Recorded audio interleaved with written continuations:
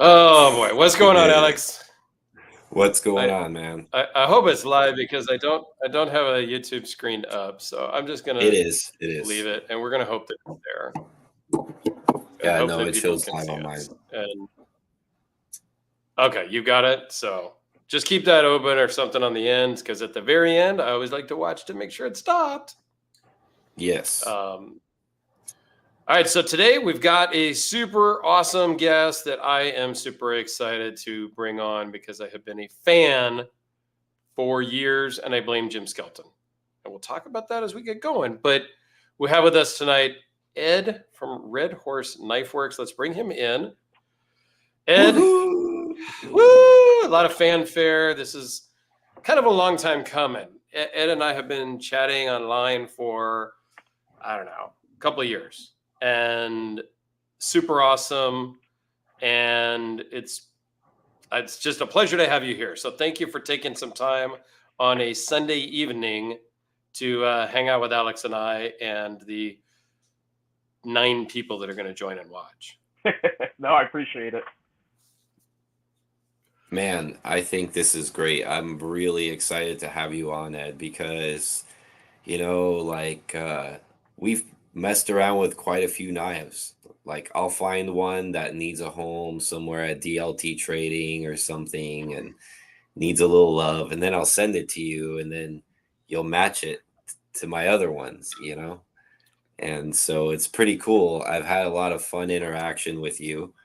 And so like we've got these matching knives. I got 4 of them here that are freaking awesome. And then I also have that production series, which is really cool. But I got to tell you, my absolute favorite is the Ronin. That one, like, you nailed it. Like, it's so nice and sharp. Like, the fit and finish, everything was just so dead on. I'm just very, very happy about this one. Yeah, I'm You actually did. happy when you send me stuff because you managed to get your hands on a lot of first gen stuff. So Yeah. all the memories come flowing back of like, oh man, like I remember how like what stage the shop was in, like when I was making that knife, and like what level of skill I was at, and what like headaches that particular batch of knives gave me. Because like the first gen Midtex, which that Ronin is, I think we only did we probably did less than 20, maybe 30 Ronins around there. And all those first gens, like, we called them Midtex because we water jet all the blanks, but that was it. Like, there was no CNC. Like, all the milling, like, everything, the chamfering, the grind, everything was done by hand. So those are, like, the most, like, handmade Midtex that we made. Like, a lot of knife maker friends, like Matt Christensen and stuff like that, when I first started out and they came to my shop to visit, they're like, you should stop calling these Midtex because you're really doing enough handwork to justify them as customs. But I figured it was like real definitive. Like, the moment use anything automated, I considered it a Midtech. But Right. a lot of guys consider it like, okay, water jet is fine. You could still consider that handmade. But for me, it was like any automation I considered a Midtech. Now that I'm actually seeing stuff, I'm like, yeah, I'm going to change my definition of Midtech. Right? No, I totally hear that. I'm with you there. Yeah, and before we dive too far into memory lane, we talked about this on the last EDC hour. We asked for some nominations of a Oh, yes. worthy person to give a knife away to. And I have that knife to give away is a brand, and I didn't even talk about what it was, is a brand new EDC EMP Nimble X. So it's the larger sized Nimble. And so we got a few nominations, not as many as I had maybe hoped or thought. But Alex and I went through them and we picked a guy. And the guy's name is Steve. And basically the nomination came from Joseph. I'm going to read the nomination just really quick. Steve, he's a military vet, currently a police officer assigned as an SRO, which is typically a school resource officer. So he works in the schools with many, many years of service. Uses a pocket knife daily at work. He's a grandfather, an avid outdoorsman and hunter. He currently carries a special edition Kershaw Link in M390, speed assist at work, and right on the edge of becoming a full-fledged knife guy. He just needs a small push. Always enjoys looking and learning about higher-end knives, but tends to use his extra income as his grandkids and family instead. Very kind man who's always looking to help his fellow officers and spends countless hours making all others around him better. He's an absolute embodiment of truly wonderful human being and is one of my personal heroes. So we picked that person, Steve, nominated by Joseph, to get this brand new inbox Nimble X. So Joseph, I will reach out to you to get the details so that I can ship this probably to Joseph, who works with him, who is also in law enforcement, and they'll figure that out. But thank you guys for nominating a few people and taking the time to ask questions about it and things like that. I'm going to go ahead and take off my little Santa hat then, because we're done with the givings of the knife. So that's a great knife, actually, to push him over. I mean, you know what a Kershaw Link is, right? Or the M390. That's a nice knife with the speed assist and everything. Mm-hmm. But that's like quite a bit more knife. And then on top of that, it's got like the different methods of deployment. So it's going to start making him fidget with stuff. Yeah. So you've got the standard flipper tab. You can Spidey flick it if that's so your thing, even though it's a silly way to do it. You can thumb it open most of the time. And it is a front flipper, which also is a silly way to open a knife. But that's just Dirk's opinion. And my opinions can't be wrong because they're my own. And this thing really carries well in the pocket. And I think, not being in law enforcement, I think this is really a good knife to carry on duty and use. Fills your hand well. It's rock solid. And it's tactical. It's fucking tactical. It's got grenade and shit, and it's blacked out. Yeah, it's the blacked out with titanium and frag pattern. And I think this would be a really good duty knife. So I think Joseph will be happy, and Steve, the final owner, should be happy. So there you go. We're doing some good. Dennis says he loves his Nimble X. And then Tony, who is a great human being. Mossy Man Tony, I know him as Anthony. I was in Atlanta all this last week at work. I'm a little sleepy still. I just got back yesterday. I met with him in person. He's loaned me a ton of his knives. He actually ended up with, he says, early Ronin. If we want to go down memory lane, we've got the very first Ronin. This is just, I am honored to now have this in my collection. I'm embarrassed to see it. Yeah, so I did pick this up from Anthony a little while ago, and he was great. We went out to dinner. We chatted there for a couple of hours. He brought some knives. I travel with knives when I travel. And so it was great to hang out with him and meet people in person, especially somebody I've talked to for a long time. Okay, nice. So let's get into who is Ed? Where did Ed come from before he made knives? And tell us a little bit about yourself. Well, before I made knives, as a kid, I always tinkered with my hands. I was a kid taking apart the remote control with no idea how to put it back together. Remote control cars, I was taking apart and stuff like that. So, even as a kid, I always tinker with my hands. But as I got older, like the immigrant parent mentality, was always like, oh, that's no way to make a living. You got to go to school and be a lawyer or engineer or something like that. So went to school, went to, college twice, ended up working corporate for like 7 weeks before I quit. It's a whole 7 weeks? Yeah, a whole 7. I mean, being behind a desk, it was just, I was like, oh, this is like death for me. I just couldn't do it. So I ended up, I always worked the bars and nightclubs because, in college, I competed in MMA, was huge into the MMA scene right out of high school. I'd been a martial artist since I was, 5 or 6 years old. So when I was like 18, I got hired as a bouncer. So ever since I was 18, I've always worked a night job because it was easy cash. Yeah. So that kind of got me into like firearms training and all that stuff. And I ended up becoming a security contractor and nightclub manager. So I'd work security contracting during the day, nightclubs at night, just worked, 18 hours a day, like constantly. Right. And eventually got burned out and was just sick and tired of like, after like 14 years of that, I was like pretty sick and tired of it all. So I just like literally one night came home from the bars and I was working at like some greasy, shitty nightclubs in Chicago. And Chicago has a pretty infamous scene of their nightlife scene. So one day I came home late at night and I remember like I was watching the Great Biker Build-Off, which was like a series on Discovery Channel where all these guys would, I remember that against show. each other. Yeah. Yep. And there was a rerun of an Indian Larry episode where Indian Larry actually passed away filming the episode. And they open up the episode with him saying, you should be doing, in life, you should be doing what you love, or what are you really doing? And at that point, I realized, like, I didn't love working the bars or being a security contractor. Like, it was just slowly killing me. So it's like, I'm going to do something drastic. Like, and literally, I've always loved knives as a kid as well. Conan the Barbarian was like one of the first movies I ever saw. And that opening scene, was just like, so I was like, yeah, I'm just going to make knives.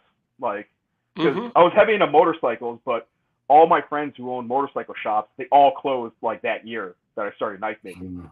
So I was like, I don't think chopper building and motorcycle building is really a sustainable future. But for as long as I've been into knives, it seems like most knife makers make, or it seems like that's sustainable, because it's an industry that's been around forever. Like tool making in general is just one of those jobs that's like probably the second oldest job, in the world is a tool maker, And the knife is one of the first tools before a lot of other things, I'm sure.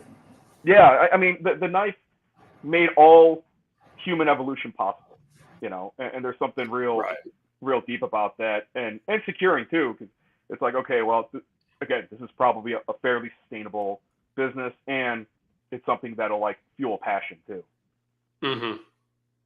So I mean, it was really like an overnight decision. I was like, all right, well, I'm just gonna quit my job and just be a full-time knife maker. No training, no know-how. Like I had a few tools. I had like a shitty Craftsman toolbox full of tools and files. I was like, I got enough. I'll be fine. Yeah. Well, you went all in for sure. And that was what, like 12 years ago ish? Yeah, I think 2010 was when I was pretty, like 2010 to 2011 is when I just like quit doing everything and only became a knife maker. Wow. And with the knives, and you have, and a lot of these other manufacturers and makers and whatnot, they pivot along the way. They start out maybe with fixed blades, and then they go to folders, and then they sometimes get into chef knives. And so I think even though you're in the knife making, like there's a lot of ways to pivot and change as time evolves and you become different and things like that. So it is something that can go for forever. Yeah, I mean, sorry, go ahead. I was going to say another thing too is when you, as a knife maker, there's a lot of knife makers out there, and which is cool because there's a knife for everybody.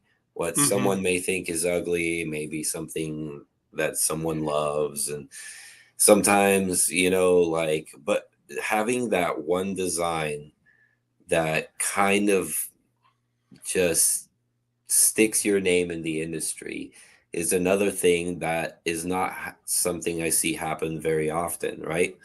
And, with you, for me, it's the Hellraiser, right? Like that's the one that everybody knows you for.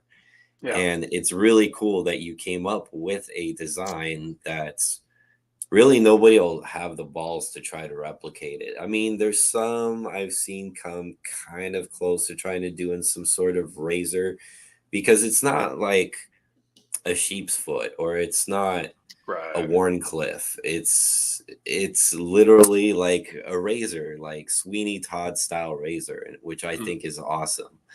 And even me, you know, for me, it was a polarizing kind of design to me when I first actually learned about you. The one that actually kind of got me into your knives is the chopper. Actually, that was the first model that I'm like, man, I really got to have one of these.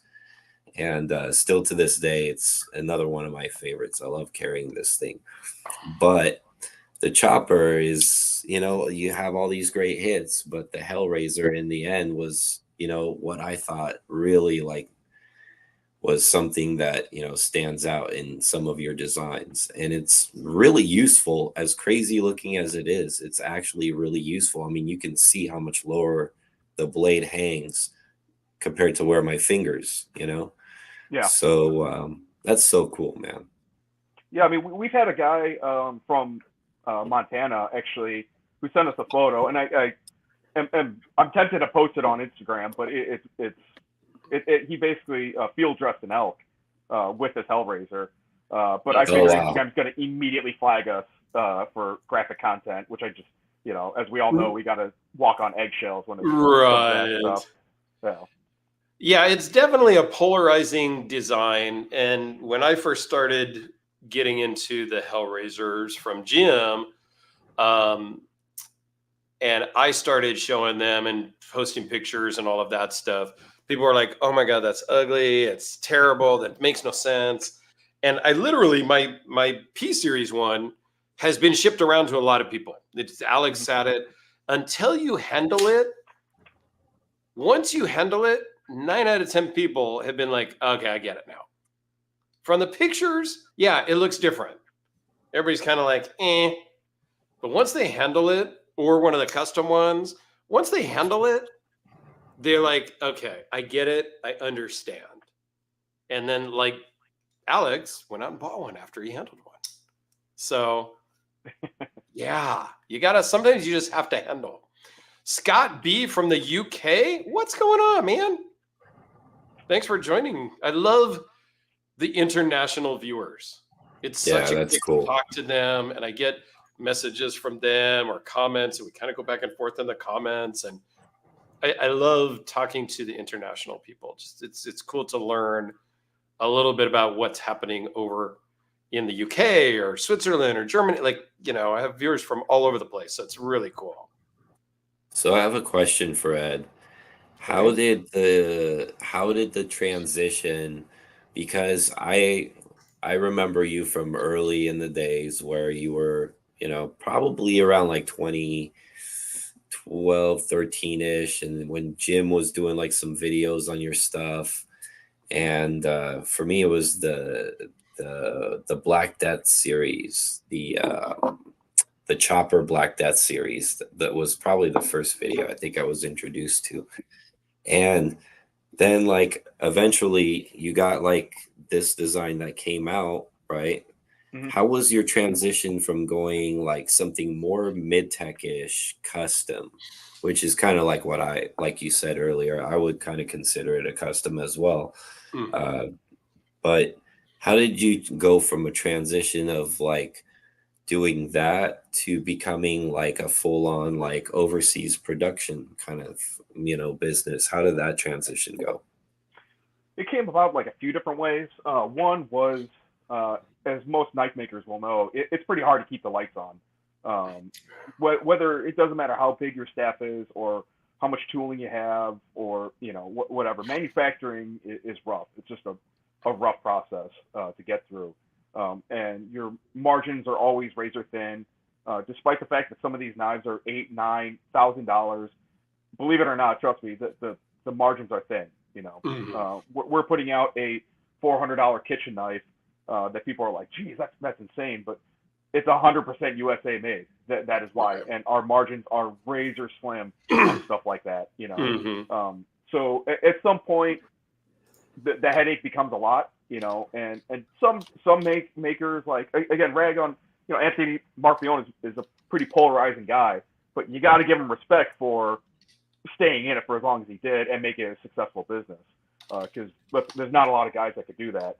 I think he did a great job in as far as that aspect, or whoever led the business anyways. Mm-hmm. Because like you said, he did, and he stuck to like aluminum on a lot of his handles, and he had the separate, the Microtech and the Murphy Elm thing going on. Mm-hmm. So, and I know now he does a lot of import stuff that I personally have a friend that like killed his whole collecting Microtech, which I disagree with. Like for me, Right. I don't. Right. As long as it's not advertised in a false manner. If it's just like, hey guys, we made some import knives and they're cheaper, they're easier to obtain, and I can make a lot more of them, so all you guys can have some. Oh, and guess what? If you want to pay way more money, yeah, I'm gonna make a small batch of these customs as well, right? Like, Right. I like that. I have like no qualm with anybody who wants to like expand their business in that way. And Agreed. like Ed said, about like wanting to keep on the lights, you have to have nothing but respect for any small business that finds a way to do that, so that maybe they can spend more time making customs, and doing the artistic side of things when it comes down to it. So that's just my like whole thing with what I have a lot of respect with what Ed does, because art is definitely what some of those customs are, with the roller clips and the bolsters and the wild backspacer, which Dirk's got a bunch of those. Those are always fun to look at. But yeah, like and also, I mean, dude, look at that.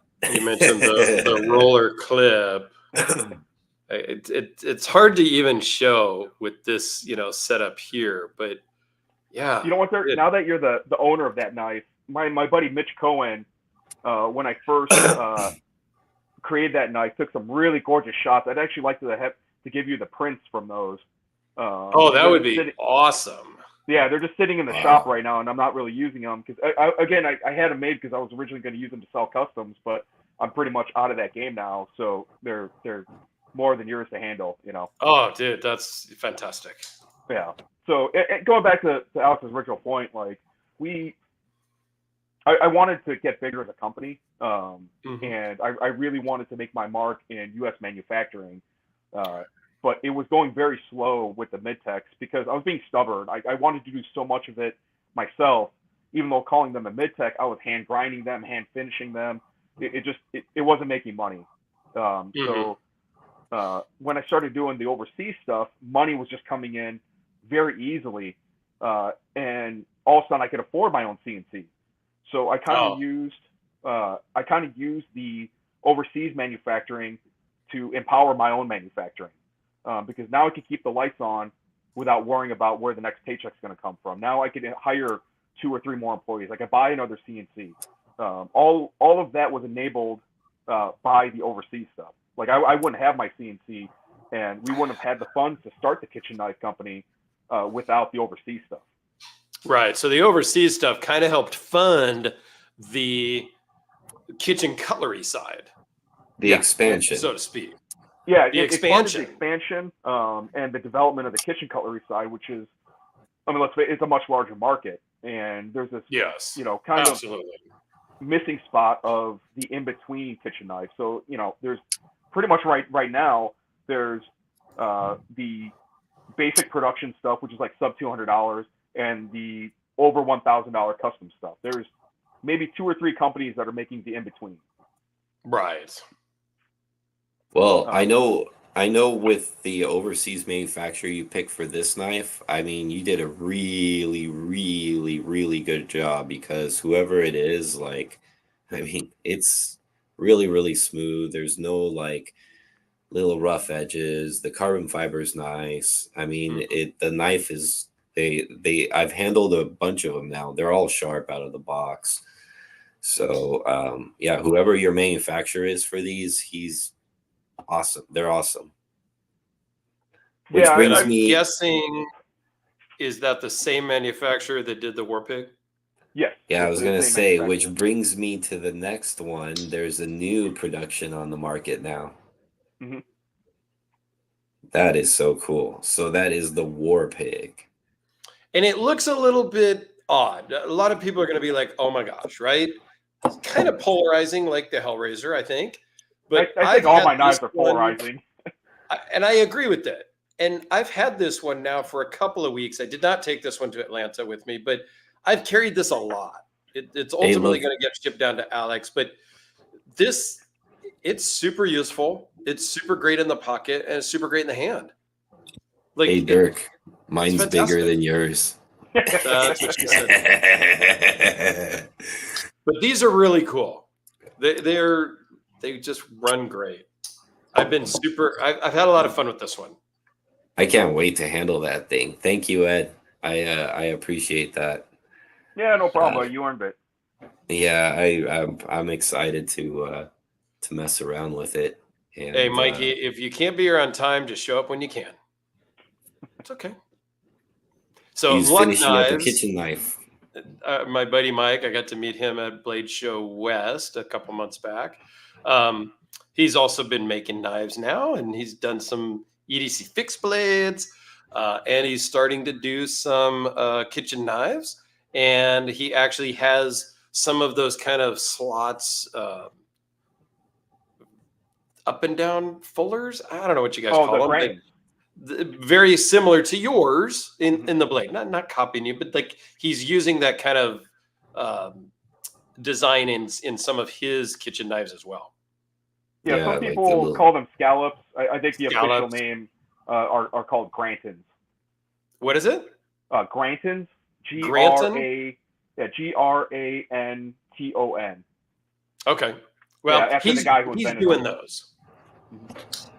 And Mike does some cool stuff. Like he brought a couple of samples with him to Blade Show West, so I actually got to see a couple of them. And yeah, I really like them. well, So it's he cool calls because them Mike I call it a went from fluted devils. Very cool. custom knife collector to knife maker, which is kind of cool. Yes, but I think the way that Mike did it, and just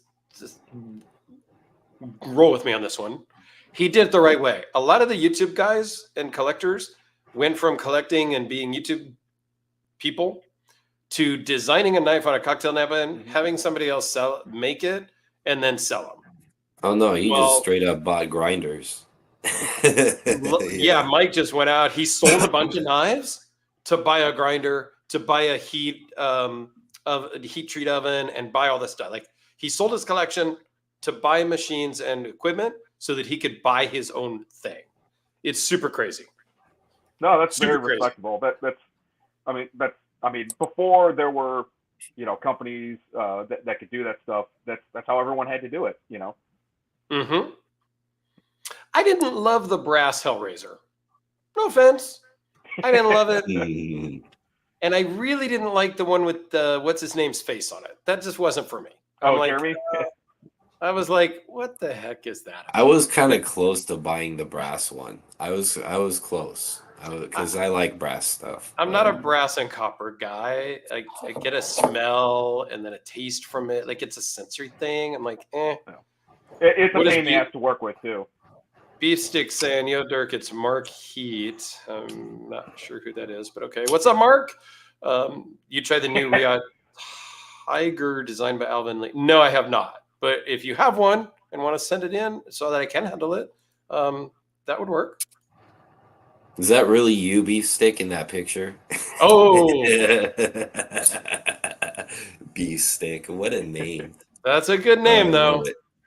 It is a good name. And thanks to everybody here. We don't typically go through and say hi to every single person that joins. But we do appreciate your name is Beefstick. But if your name's Beefstick and you have a specific comment like that, then yeah, we're going to kind of highlight that. Yeah. So we transitioned from folding, polarizing knives to kitchen knives. What was the thought there, other than you wanted something in that right price range? Well, I love cooking. I've always been a cook since the college days. So definitely like just using the kitchen knives that were out there. And I didn't have the budget to buy any of the high end stuff. Hell, I didn't even have the budget to buy like a Shun, So the one thing that always attracted me to the kitchen cutlery stuff is it gets used every day. Like, Right. let's face it, a lot of the knives that us makers make, a lot of them are, they open boxes and stuff like that, but they don't really get the hard abuse that like a kitchen knife does. So when you design a kitchen knife, there's no bullshit around it. Like it either works really well or it doesn't. Right. So it's pure. It's always function over form, which as a knife maker is a real test. Because a lot of knives out there, they look pretty, they look fancy. Hellraiser included, but it's like, can they function when you're really using them? And when you're cooking every day, you notice all the little nuances of it. So if there's a stray edge, or if it's angled wrong, or if it's not sharp, like you notice that every day, and it's going to annoy you. So it's a real. I like the challenge of designing a kitchen knife, because we went through 12 or 13 different iterations before we finally came up with the final design. Wow. I've never done that. It's always been like first prototype or first drawing, bang, it's into production. The kitchen knife stuff, it's like we had some of the best chefs in Chicago testing it out and stuff like that. And I mean, almost always it's like, nope. Like that's all we got was either yay or nay. Yeah. And they would tell us stuff they like from like one aspect of a prototype versus another. So we just kind of had to like narrow everything down. That's cool. Yeah. So the challenge is really, well, the bigger market from a business standpoint, the bigger market was a huge green flag. But as I started diving into that, I realized like, oh, this is a real challenge, because if you make something that's not, there is no like, it either works or it doesn't, so it was a lot of pressure to put that out and get it right. Well, yeah, because chefs will let you know if they don't like what you put out. That's for sure. Yeah, absolutely, and it's got to be right. Yeah, like, and here's we didn't design it for like the professional chef, because each professional chef likes their own thing. That's one thing I noticed when I think we talked to 22 different professional chefs, and they all said something different. Oh yeah, these are all like highly accomplished chefs. I think the one thing they all agreed on was the ramped handle, so you could do a better pinch grip. So the top of the handle comes to a radius very sharply, so it's almost like a bolster, like a faux bolster that comes into a very narrow. So when you're pinch gripping it, you get a nice pinch grip on. That's the one thing that universally all chefs love. Was the pinch grip bolster. But with other an than that, integral handle. Yeah, but other than that, everyone else had something different. So we actually designed it for the home chef. Dudes who they cook every meal, or they cook 2 or 3 times a week. That's really who we designed it for. Is just the hobbyist and enthusiast rather than the professional. That's awesome. I want to just go back here to Elgato's comment. This is Joseph.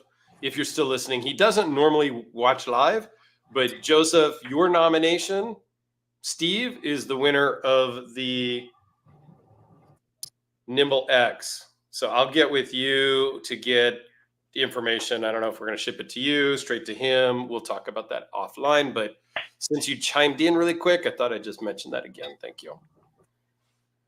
Paul has a comment here. First off, Byron says he agrees that Mike and Luck did it right. Like, he went head in and has a can-do attitude and all that. So, yep, I agree. Paul says, have you all seen Tops Knives kitchen knives? Some of them, like the Frog Market, are pretty interesting. I have not seen that. So Tops always makes interesting looking stuff. Tops does make some interesting stuff. I think I have like a mixture of like a knife, and it's like a mixture of a knife, an arrow, and like a tomahawk or something. Like they do some wild stuff with their 1095 blades, and like the Tom Brown tracker knife I have, right? That's right. Yep. I've got one of those. Yeah, you know, if you were from that era, you kind of just had to have one. Like, I love the movie The Hunted. Me too, man. Me too. For me, it's a vastly underrated movie because it got like terrible reviews. But as knife lovers, everyone dorks over that movie. Which is totally appropriate. Yep. And then Ed had mentioned, Conan the Barbarian. For me, it was really Rambo. First Blood, the original First Blood movie. That's what really movie knife stuck with me. So at some point, now that I'm an adult and I have an adult paycheck and I'm still 12 years old mentally, I have got to get me some Jimmy Lyle stuff at some point.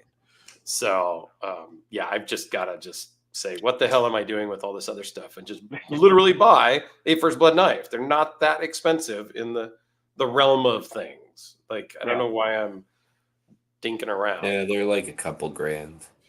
They're like $2,000. Like, it's not in the world that we live in. That's really nothing. I mean, it's a lot of money. Don't get me wrong, guys. I'm not rich by any means. I'm just completely irresponsible. Okay, bro. Like, but there's some deep. There's at least deep cinema history with that. You know, where there is. Yeah, and that's legit. You know, Mike says, "Yeah, get that instead of spending all your money on Fishers." I have a little bit of a Fisher family problem. And some of you might have noticed that I put a couple of heavy hitters up for sale. Might be because I have bought another heavy hitter, and it might be a Fisher. You'll have to stay tuned for another unboxing coming in a story. But I know what it is. Yeah, Alex knows. Some people have guessed. Eric, Blades and Bullets, he guessed. He sent me a message. He goes, I saw you selling some stuff. Did you buy X, Y, or Z? And I'm like, yeah. You just have a problem. I do have a problem. I admit it. Yeah, I was going to say, there's a reoccurring theme. There's a reoccurring theme. I have a Fisher family problem, and I have a freaking Hellraiser problem. Like, and this is just what's here in front of me. Not necessarily a Red Horse Knife Works problem. It's more of a Hellraiser problem. What am I going to do? I like what I like, and I like the makers. I like all the Fisher family, and that means a lot too. When you can connect with the maker, it makes you want to buy their stuff and support them more. Yeah, absolutely. Like, that's really what it is. Yeah, me and Dirk had to talk about this earlier. Like, that's one of the great reasons why, like, I have, a bunch of your knives, because I really love the interaction and the customer service was great. Yep. And like, the knives are just fun. Like, they're super fun because, whenever I pull this thing out at work, everybody's like, Jesus, like, like something's, different, or the Hellraiser or anything like that. So, and Beef Stick, I am no longer married, not because of my knife problem. I got into the knife problem after my second divorce, but let's not go there. But I had been married and done that. I'm not gonna. I'm good. So, but yeah, like for me, like those designs is like a conversation starter. Like, people look at the knife and they're like, what in the hell is that? Like, which is fun. And opens up like, oh yeah, I collect knives. This is something from Ed Kim at Red Horse Knife Works, like he makes like some really kind of interesting, cool designs. People like love, even if they're not knife people, like people like cool things like that. Yep. If I just pull out like a simple drop point, like I'll never get like the reaction that like I will with like something like this. And sometimes that's the fun in the knife collecting for me, although everybody at work knows like I'm a knife guy. Right. And they're like always trying to guess what I'm going to have. Like, they always know it's going to have a little story behind it. What is it, what it's made of, and all that fun stuff. So people kind of get excited and pocket check me at work all the time now, which is for funny. Sure.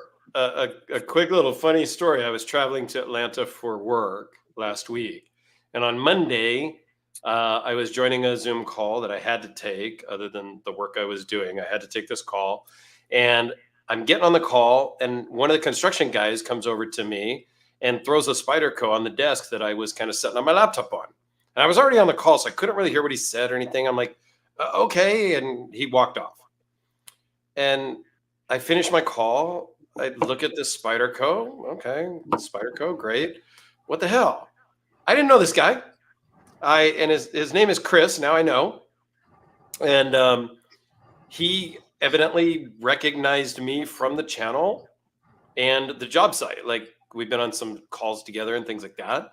and he figured that I had flown in. I was going to need a knife for the week, so he brought a knife to give me to hold to use and carry for the week, thinking I had just flown in and carried on. I always check a bag. I always take options. I'm that guy.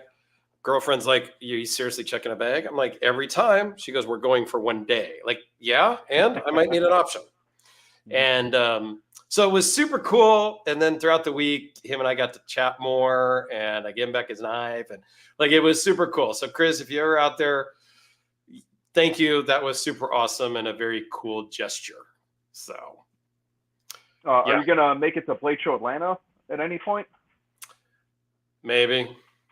There's a lot of people at Blade Show Atlanta. There are. I don't really like people, Mm-hmm. but I would like to go. At some point, I will have to make it out there just because. Right. But we'll see. Well, you managed to stomach through Blade Show West. Blade Show West, I made it to. We didn't go this year. Yeah, and MKT Medhead says here, Dirk, whether you believe it or not, that's my experience and still is with MKT. So I'm thinking he's referring to having a problem like I have, like my Fisher problem and my Hellraiser problem and all that. I had a Medford problem before too.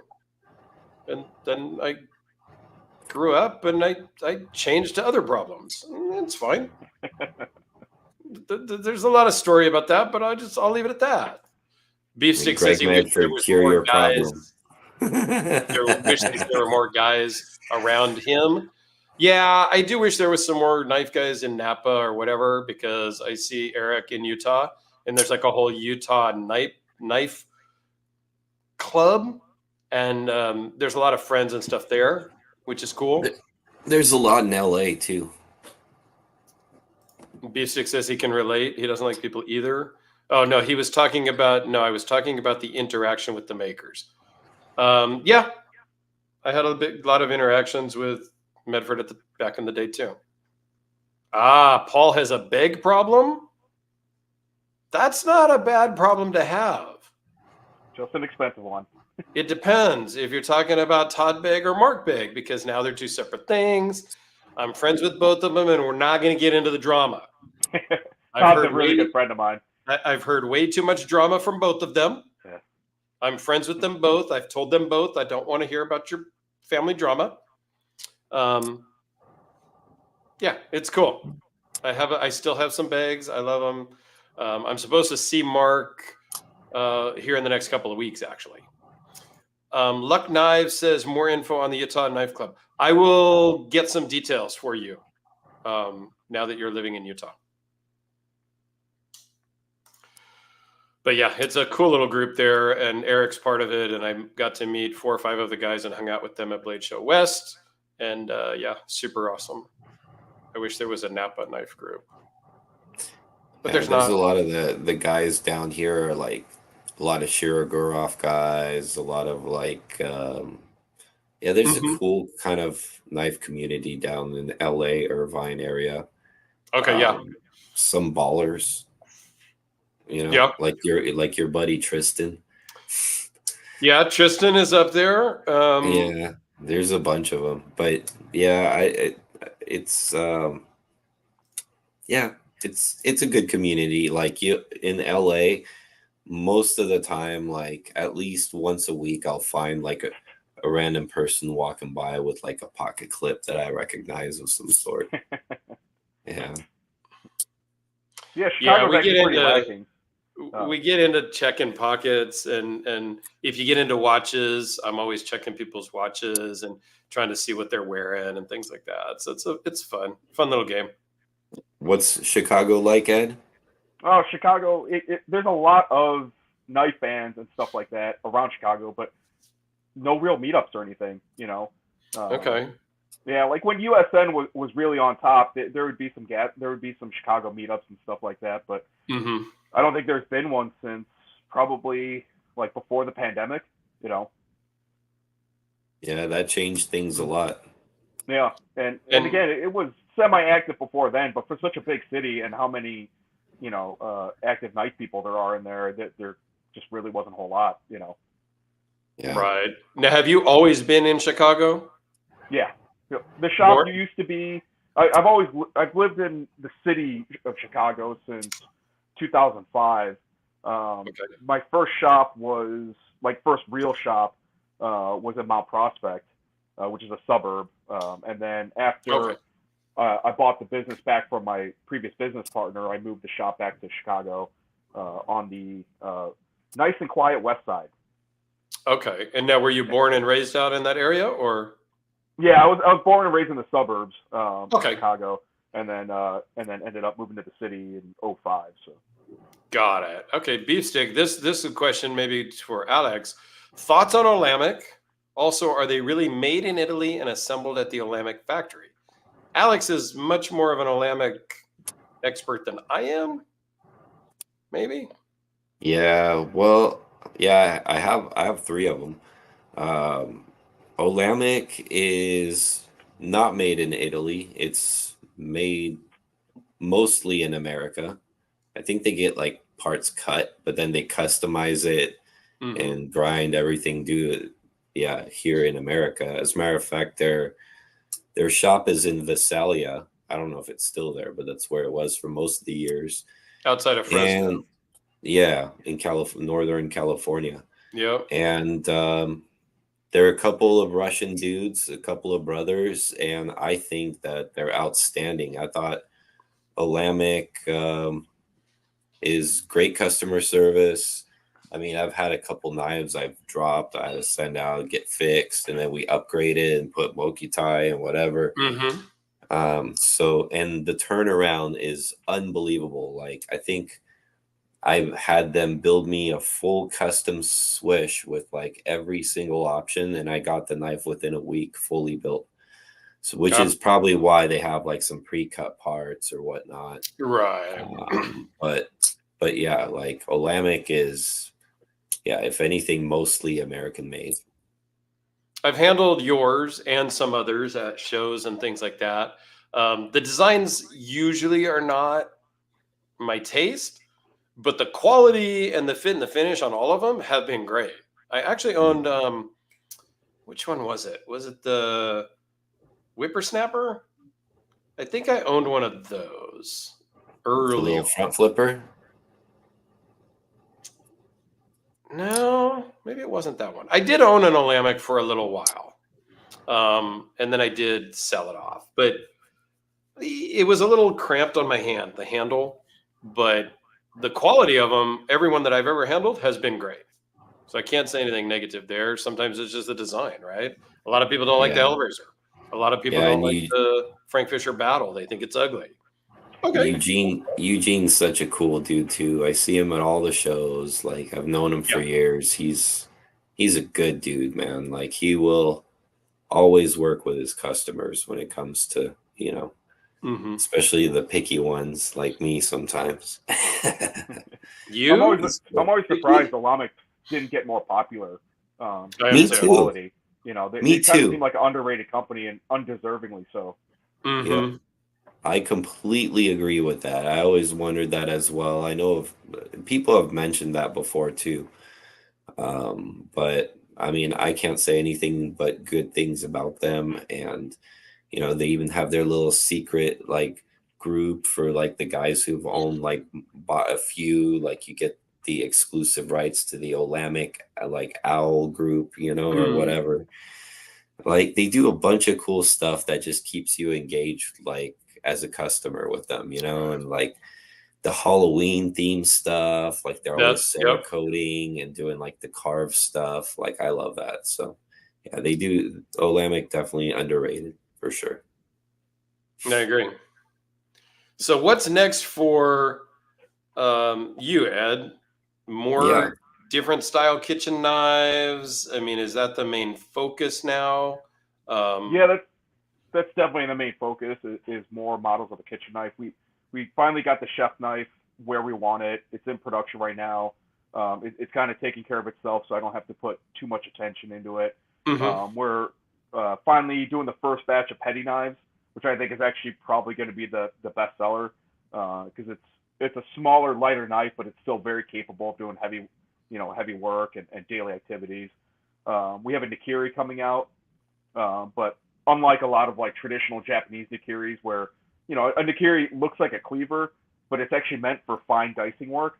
Our version of the Nikiri is going to not only be able to be capable of doing the fine dicing work, but also like split a frozen chicken in half if you need to. Magna Cut is just that tough. I know there's a lot of hype behind Magna Cut, but I'll tell you, like if you do it right, and it is a beast to work. It is a very difficult metal to get right, but if you do get it right, it is incredible. And the toughness behind it that you get is you can have a very thin blade, and just like I got a video I'm putting out after the thing with the Serene Kichiko is everything needs to be finely tuned because it's actually meant for the mass audiences. So the stuff I put out in Red Horse's videos is a little more raw because I know the audience will appreciate it. The Serene stuff has to be like very well done, professionally done. But I got a video where I cut about halfway into a 2x4 with the kitchen knife, with the main chef knife. And we do a close up on the edge. There's no rollover or chipping on the edge whatsoever. And you can slice right through a newspaper paper, do the tomato test. Like that's how crazy the steel Magna Cut is, You're starting to sound like a Ginsu commercial. Yeah, exactly. You guys remember the Ginsu knives? Cuts the nail, cuts the tin can, cuts the cinder block, and then still does razor cuts on the knife on the tomatoes and stuff. Yeah, I used to love those commercials. Yep. Well, I wonder what that stuff was made out of. I think it's ceramic, That's right? a good The Ginsu knives were the ceramic ones, right? Right. There's some stuff out there now. Like it's not Ginsu, but it's some ceramic coated something knife. You buy this, non-stick pan, and for an extra $19, you get this 6. I'm like, I want to buy one just to see. I gotta buy a set of that. Just the problem with the ceramic knives is you can't sharpen them. Like, they're sharp once you get them, but but the moment you got to sharpen them, you're not gonna, unless diamond isn't gonna even sharpen the ceramic knives, so you're pretty much done. And that shit will get in your food. I have one Cutco spreader. Like a coworker's son was selling Cutco at one point, so he came to the office and did his little spiel, and so I bought like a spreader thing, like for cream cheese on your bagel type of thing. And I was impressed with Cutco. We had a Cutco salesman come into the shop before. Yeah. Trying to sell knives. Yeah, so my business partner and I were in the shop, and he randomly rang the doorbell selling Cutco knives. And I was like, first of all, he's this young kid in the west side of Chicago. And it's like, people get murdered in our neighborhood, all the time. So I was like, dude, what are you doing, like, alone in this neighborhood selling Cutco knives? So we brought him to the shop, and we had the full CNC layout and everything. And he's like, you guys are actually a knife shop. We're like, yeah. And we were just drilling him with questions about the knives. And beads of sweat are rolling down his forehead and stuff like that. And we just gave him absolute hell. That's I'm awesome. sure he put in his quit papers like 2 hours later. And Dennis, EDC for Fun, he sold Cutco in college, which is great. I think that's cool. And then Beefstick has a question. Ed, if you could have only one life hobby, martial arts or knife making? I think that's a valid question. That's a great question. It would definitely be knife making, mostly because knife making had a way higher impact on my life than martial arts. Martial arts had a good impact. Yeah. But I'll tell you what, it wasn't like in the movies. Like when I really learned how to start fighting and like MMA, I became like a bully. I was like teenager in college, like, and in the early 2000s, no one knew jiu-jitsu, no one knew Muay Thai, like and I was just a terror, so it actually kind of made me a worse person. But knife making really put me on the path of like discipline and caring about every little aspect of life of what I do and how I do it. It basically like completely changed, like 180 my life. It's been the single most important like determining factor of how my life went from then till now. That's cool. Are you still doing any martial arts training, practicing, anything like that still today? Oh yeah, I still train Muay Thai twice a week. I do jiu-jitsu and wrestling when I can, but it's pretty brutal on the body. And nowadays, where if I get injured or if I'm sparring with someone and they turn my shoulder the wrong way and bust up my shoulder, I'm out of work. Like I won't be able to go into the shop and work. So now I only do privates with a high-level black belt who I've known for almost 2 decades. I trust him a lot. He's the only guy I train with, and we only do privates just because of the fact that I trust him 100% that he's not going to, like bulldoze me and injure me. So, but I think it's good to stay proficient, and it gives you that exercise and that workout and stuff like that. And then Beefstick's follow-up question: can you kick every knife maker's ass then?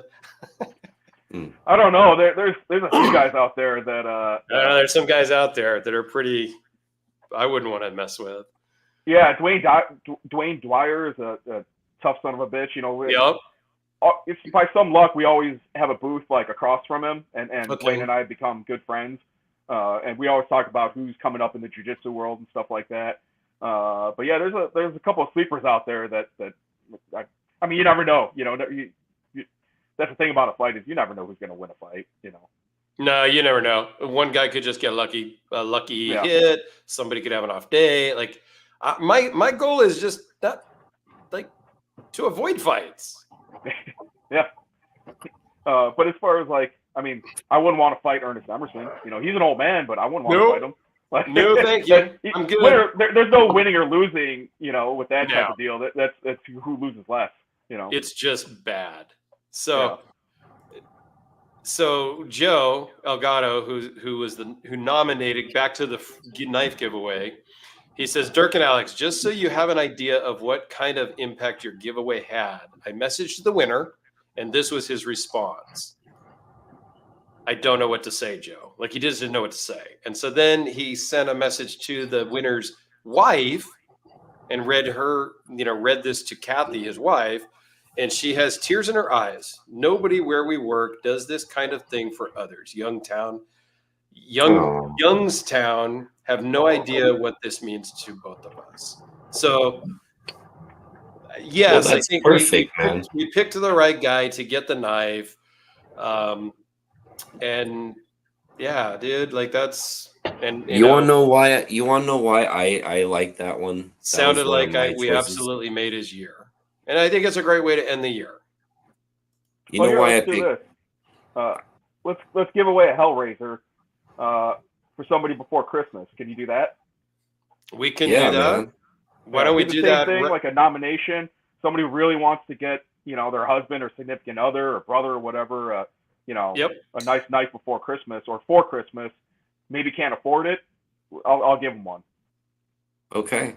All right, you guys heard it here. Email me. My email's in the description. I'll make sure I'll put a pinned comment after this video, and I'll put a little description of, hey, we're looking for a nominee for a Hellraiser. So we're talking about the production Hellraisers.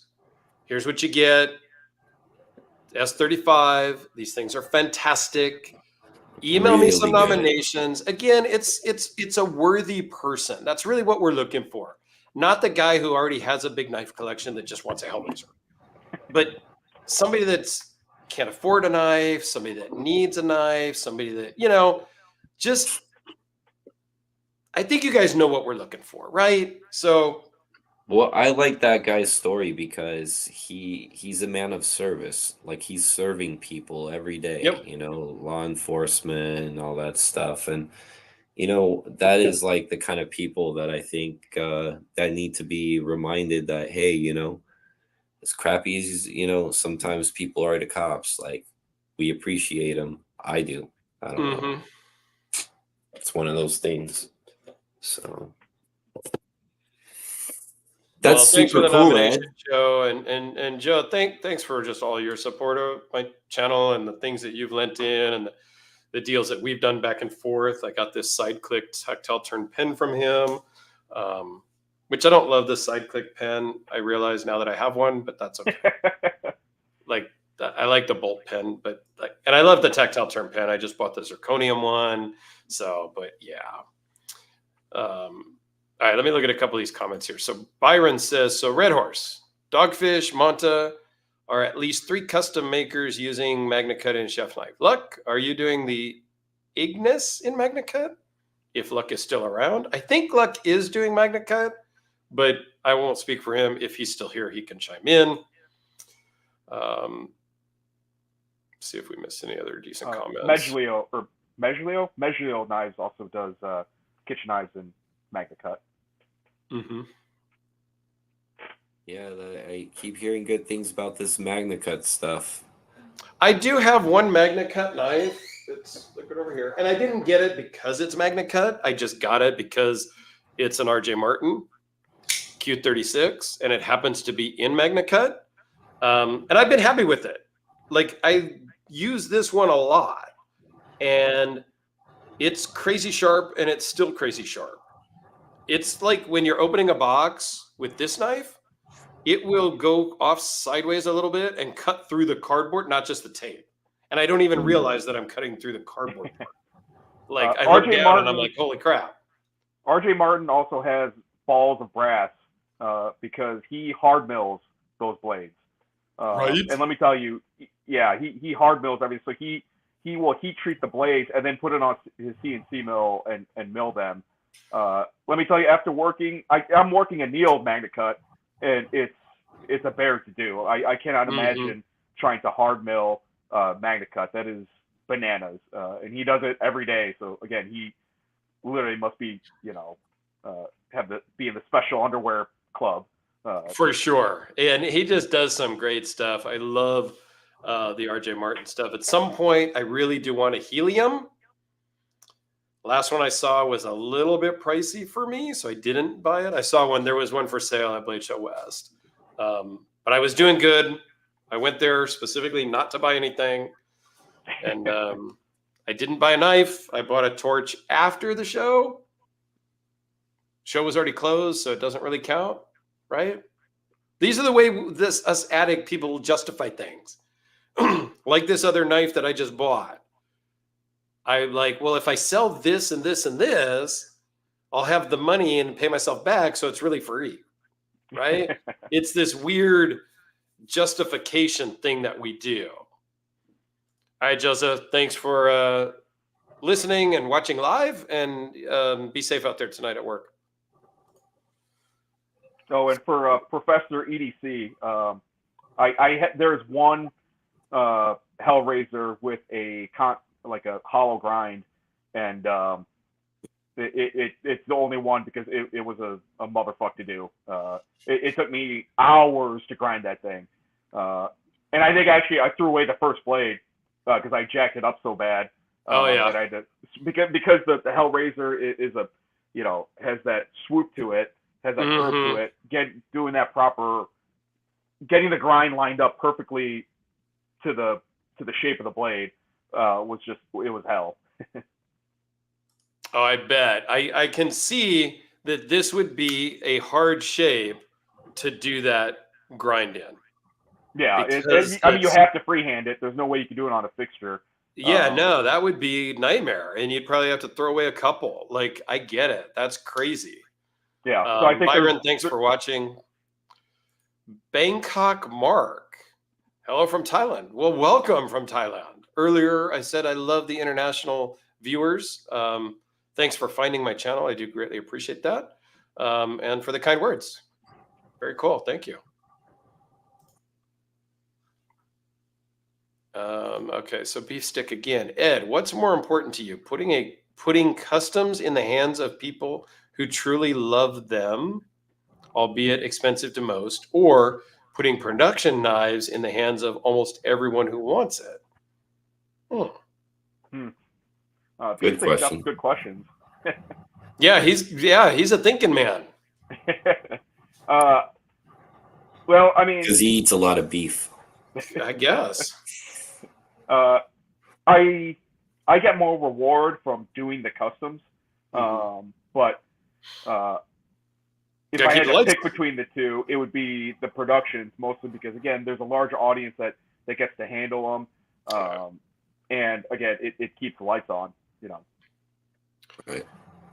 Yeah, and from a collector standpoint, I like both. Like I literally have several production Hellraisers, and I have several custom Hellraisers. and I appreciate them both for what they are. And I think they can coexist in a collection very easily and very nicely. Sometimes I grab the custom, sometimes I grab a production. It just depends on where I'm going, what I'm doing, and my mindset that morning when I'm picking out what I'm gonna carry. So I think it's really cool to have the customs for the few exclusive people that get them, because there's not many. And this goes to all makers, it's not unique in this realm. A lot of makers have started with customs and then move into productions. And then they still do a few customs and they do a lot of productions, right? So I have no problem. Or their customs get better, Yeah, I agree. So I think it's great. It's cool to then be able to share the Hellraiser model in a production thing. I've bought several, given some away.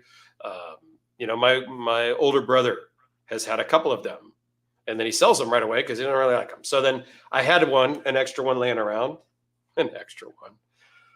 That sounds weird, but I had one that I had gotten in a trade deal type of thing, right? And they threw that in as like a bonus with this deal. And so I sold it to him for a great price. And he likes it. At that price, he's going to keep it. So I don't know. I think it's cool to offer both for sure. From the collector's side. I like the fact that I think there's a place in the world for both, which is probably why Ed does both, right? Like you want to get your knives out to the people who enjoy them, and and maybe those who can afford that, those are a crowd of their own. And then those who want the art expression of the knife, a cool conversation piece, something to pull out, and when you're going somewhere fun with your friends, and oh, what's Alex carrying today? That's the whole thing. And so I think that's pretty cool that Ed's kind of touching on all these different industries, which means reaching more people. Yeah, and a lot of people who own the customs will almost always own the production too. Yeah, because you build loyal fans. If you're going to spend the money on a customs, you're probably going to spend the fractional percentage on a production version. Well, and they're well made too. It's the support and the whatnot, and they're all well made, from the Hellraiser to the Warpig. They're both equally awesome in the production version. Are they the same manufacturer, the Hellraiser and the Warpig? Yeah, same manufacturer. With the Warpig, we wanted to go kind of above and beyond. With the Hellraiser, I was really conscientious of sale price. Whereas the Warpig, I was like, I want to have all the accoutrements on it. I want the solid tie backspacer, the full tie clip, or the machined tie clip, and a full frame lock. So we kind of went all out on the Warpig. Yeah, you even gave it a compound grind, which is actually surprising in a production, but pretty cool. Yeah, we gave it the compound grind. That's kind of like a hallmark of the Warpig, so I couldn't not have it have the compound grind. Yeah, that's super cool. I love that. Yeah, it's been fun to play with and hang out with. So it works really well, and it's fun, and it works great in the pocket. Even though it's kind of the flipper tab looks a little odd, but when you're using this and holding it, it works. Yeah, and it's a little more EDC friendly than the Warpig Midtech. As Alex knows, he's got one in his hand. It's a big, wide, blade and a thick handle. So I kind of wanted to do the Warpig a little bit more EDC friendly. And when you get yours, Alex, you'll see the differences. I like the big one, man. It's just a lot of times, customers, they carry their Warpig, but they let me know, hey, when I carry the Warpig, it's pretty much the only thing I could have in my pocket. I can't keep my phone in there. I can't keep anything else in right. There. Well, but it works for me because I only keep my knife pocket is only dedicated for my knife. I don't put keys and stuff to scratch whatever might be in there. So I'm not so good about that. Yeah, I kind of separate. Yeah. I put my phone in my back pocket, But in my knife pocket, I have my knife. I have my car key fob thing, which has just one house key on it. And then I have my little Swiss Army knife with a little flashlight. But my pockets are usually deep enough that they're at the bottom. So far, knock on wood, I haven't really messed up any knives. The seam of my like jeans where they start to come apart at the seam or the hem, and there's like that little rivet, that has messed up a knife or two, including Alex's Shamwiri, that I then had to go on eBay and find another one so I could replace it, because if you loan me a knife and I mess it up, it's just going to cost me a bunch of money to buy you a different one. Thank God I could find one, and I only paid double what they were worth, because I got a deal on eBay. But yeah, whatever. So I have scratched a knife here and there, but not from my keys. It's from my jeans coming apart at the seams, because if you carry a knife long enough, the pocket. See me, like if I wear slacks or whatever to work, since it's only one thing in that pocket, I don't even care if it bulges, man. I have like a Zeba S5 large in my pocket, like yesterday at work. I didn't carry, I'll carry that bad boy. Yep. So like the War Pig, whatever, they've all gone to work with me. And, if I'm opening my lunch or doing the most minute task, the monster comes out. Oh, that's what she said. Oh yes. Oh boy. Yes. Yes. I love it. I think we've all used that now in this episode. So. Oh boy. Well, very cool. I think we've covered most everything I was interested in covering. Any last questions from any of the viewers for Ed or Dirk or Alex? And as you're thinking of last minute questions, send me some nominations on a free Hellraiser here in the next, we'll probably give it a couple of days. And then I'll do a quick thing or something. Shoot me some emails with some nominations of somebody that's deserving, that needs a Hellraiser because they can't afford one. You want to make their Christmas and or New Year a little better. Should we do it as a New Year giveaway? Well, I was thinking, and I was going to ask people, our next scheduled show would be New Year's Eve. If we go every other week, like we kind of sort of do, would people be interested in a New Year's Eve show? I thought about maybe going live at like 5:00 and just seeing how long we could go. I don't know, man. I might be banging my wife at that time. Well, you could you could go off at that point. Yeah. Wow. I'm not even sure where to go from that one. So, I mean, I'm just saying it's New Year's Eve. That's what people are going to be doing, like drinking and. Okay, so Luck says a New Year's Eve show would work. Professor EDC said a New Year's Eve show would work. I'm kind of thinking of a New Year's Eve show, and we just start around 5:00 like normal, and we just kind of go. Maybe we'll have some different people join. Maybe Professor EDC could join for a little bit. Maybe Luck could join for a little bit. We'll just kind of do a thing and see what happens. And let's give the Hellraiser away on that New Year's show to really start off the new year for somebody. Damn, man. I wanted to get laid that night, man. You can jump off and then you can come back. Great idea. So he'll be gone for that, but it was too easy. He'll be gone for like 90 seconds, and then he'll be back. There you go. That's all I need, baby. I think that's a cool way to do it. Got a collab. Oh boy, Luck Knives got a collab coming up with Kurt. Save your pennies. Wow, Luck and Kurt. Really? Do tell, or tell me later. Yeah. And or send it to me so I can film it. I think that's a great idea. And I just saw the thing that Luck is just recently buying. That's looking pretty sweet too. Very cool. All right, so we will be back in 2 weeks on New Year's Eve. We don't know how long we'll go. We're going to go for a little bit. And at that point, hopefully I will get some nominations for a Red Horse Knife Works Hellraiser to give away, and we will pick a winner at that point and give that away that time. Okay? That sounds good. And Ed, thank you for that, and thank you for joining us. All Dude, of it the was people great that are having you on. watching live, thank you. Lux says he's going to make 5 ultimatum fixies.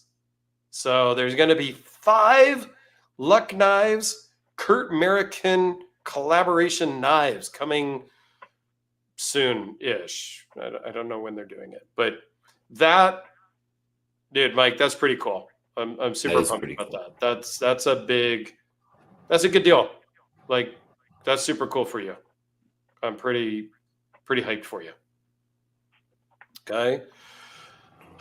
So there you go. We'll be back in a couple of weeks. Thank you, and using it and everything. One last thing from him. Ed, thanks for such a wonderful design. I enjoy using it and everything about it. I appreciate you supporting us. Thanks, Professor. All right, everybody. Thank you very much for joining. Come back in 2 weeks. Email me some nominations for the free Hellraiser. And yeah, there you go. And Ed, thank you. It was Hey, no great worries, having you guys. on the show, man. I Great appreciate having you you inviting me on. Anytime. All right, guys. Everyone, have a great night, and we will see you in 2 weeks.